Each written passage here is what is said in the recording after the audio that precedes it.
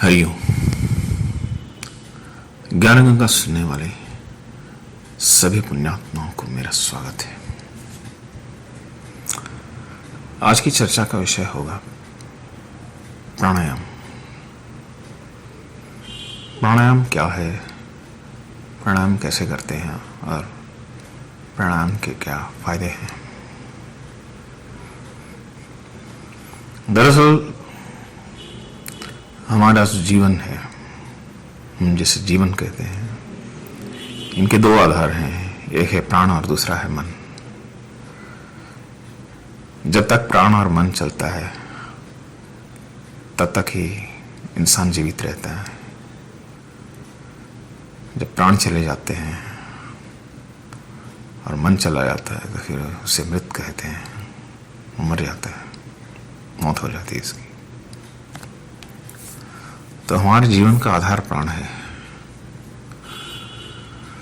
तो ये प्राण 5 प्रकार के होते हैं, पंच प्राण जिसको कहते हैं। तो इसके अलग अलग कोश हैं, इन प्राणों का अलग अलग महत्व है। तो वो सब कहने जाऊंगा तो बहुत लंबा सत्संग हो जाएगा। तो मैं बहुत संक्षेप में कहना चाहूँगा कि इनका किस तरह इस्तेमाल होता है और इसको किस तरह से हम काबू में रख सकते हैं। देखिए, हर इंसान की उम्र जो होती है वो समय के हिसाब से नहीं होती, बल्कि प्राणों के हिसाब से होती है। हम जो श्वास और उच्छ्वास मतलब सांस लेते हैं और छोड़ते हैं, इसी गिनती के ऊपर हमारी उम्र की स्थिति है, उम्र का आधार है। तो प्राण और अपान, प्राण जीवन के लिए जरूरी है, क्योंकि बिना प्राण के कोई जीव ही नहीं रह सकता। तो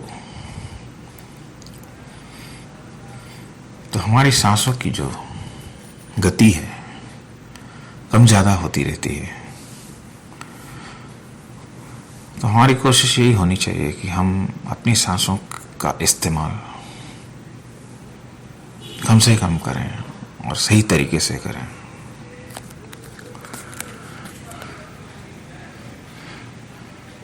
तो यूँ कह सकते हैं कि हमें अपनी सांसें बचा कर रखनी चाहिए। हमारी सांसें जितनी बची रहेंगी उतनी हमारी ज़िंदगी लंबी रहेगी।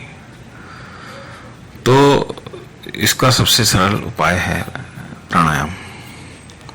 प्राणायाम का मतलब है कि हमारे प्राणों को एक दिशा दे देते हैं, हम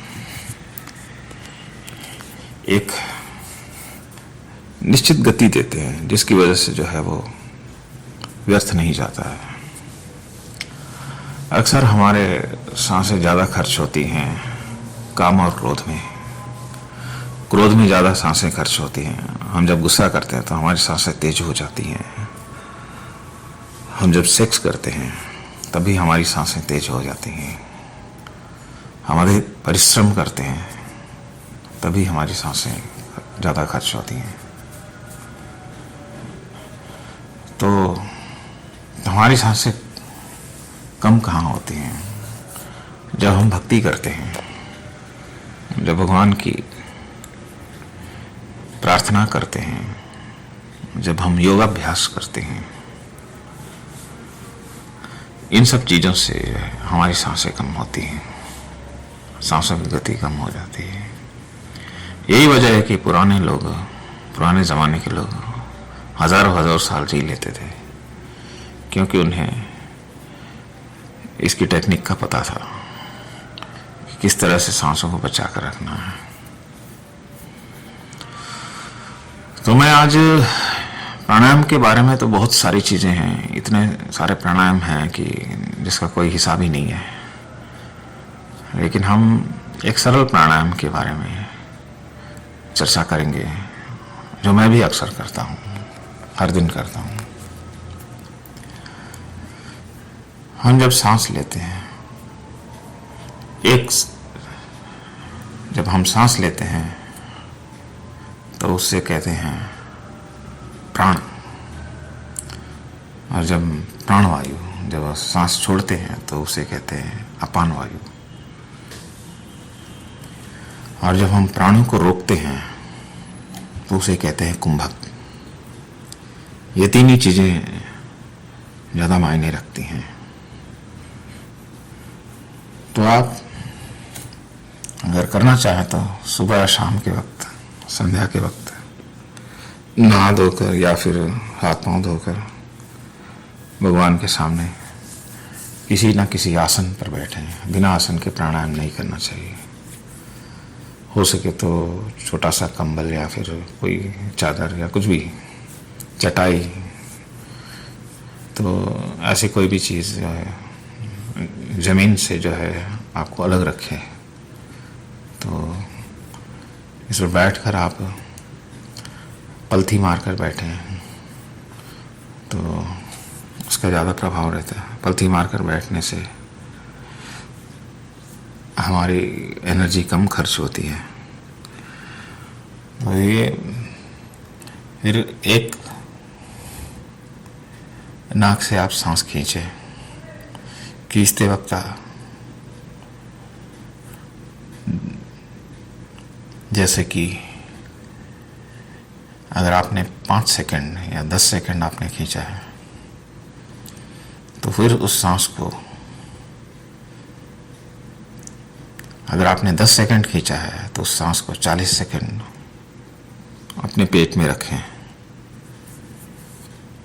फिर बाद में उसको छोड़ते वक्त 20 सेकंड लगाएं। 1 4 2, 1 खींचते वक्त, 4 कुंभक में और 2 उच्छ्वास, अपान जिसको कहते हैं। प्राण का हिसाब यही रहता है। प्राण में 1 यानी खींचते वक्त, कुंभक मतलब 2, और छोड़ते वक्त यानी अपान में 2, यानी कि 1 4 और 2, इस तरह का हिसाब होना चाहिए। इस तरह आप कम से कम 3 से 5 बार हर दिन करें तो आपके जीवन में बहुत कुछ फायदा हो सकता है। इस प्राणायाम से बहुत सारी बीमारियां भी दूर होती हैं। इससे एकाग्रता बढ़ती है, भगवान में मन लगता है और मन को इधर उधर भटकने से रोका जा सकता है। अगर इतना नहीं कर सकते हैं तो कम से कम 10 सेकंड आप सांस लें और 20 सेकंड छोड़ दें। 1 और 2, यानी कि आप जितना सांस लेते हैं उसको दुगना वक्त में आप छोड़ दें। लेकिन उसका सही तरीका ये है कि अगर आप 10 सेकंड सांस लेते हैं तो 40 सेकंड आप पेट में रखें, फिर 20 सेकंड छोड़ें। जब खाली हो जाए तो फिर 20 सेकंड सांस ना लें। उसको बहिर्कुंभक कहते हैं। 2 कुंभक होते हैं, एक अंतर कुंभक, एक बहिर्कुंभक।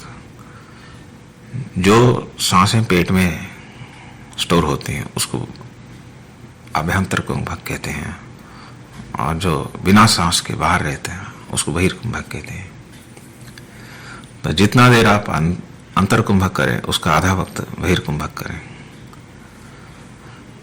अगर इस तरह आप तालमेल करना चाहते हैं और जिंदगी में बहुत फायदा होगा। आपका स्वास्थ्य भी बहुत अच्छा रहेगा, मन भी प्रसन्न रहेगा और भी बहुत सारे फायदे होंगे। तो भगवद गीता में भी इसके बारे में कहा है। ये एक यज्ञ है, प्राणपान की गति को रोकना, प्राणपान को देखना, एक यज्ञ है। दूसरा है कि आप अपने सांसों को देखिए।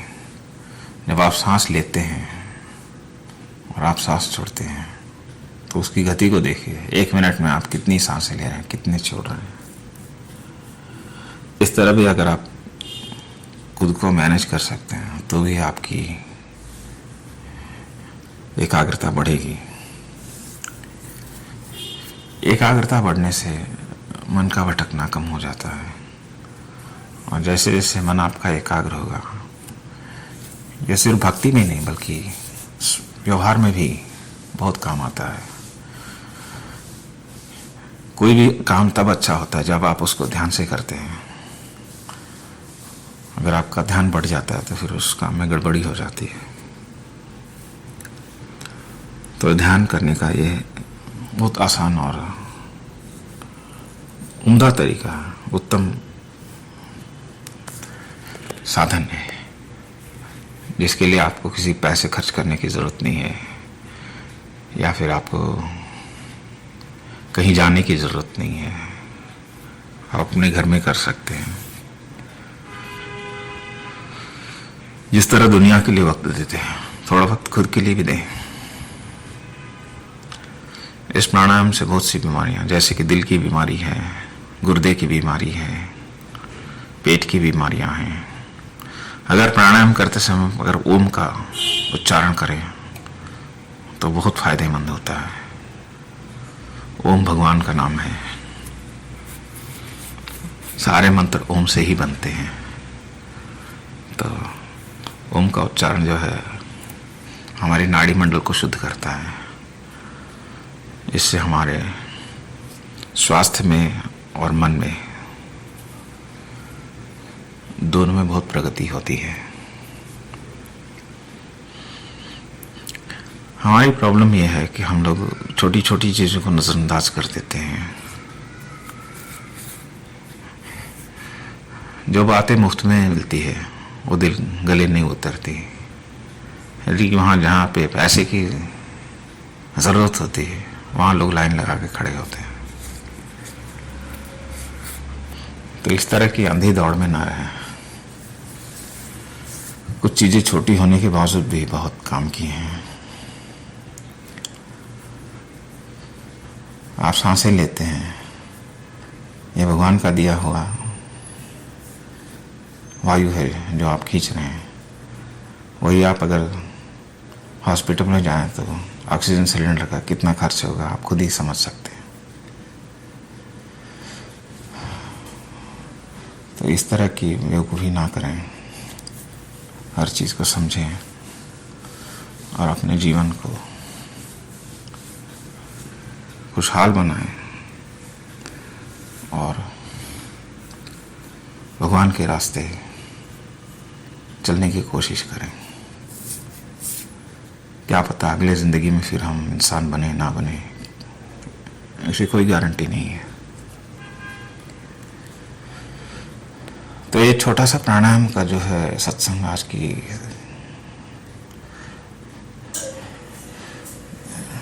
दिनचर्या में मैं कहना चाहता था। तो उम्मीद है आप लोगों को ज़रूर पसंद आया होगा। फिर मिलता हूँ किसी और सत्संग में कभी। तब तक के लिए हरिओम।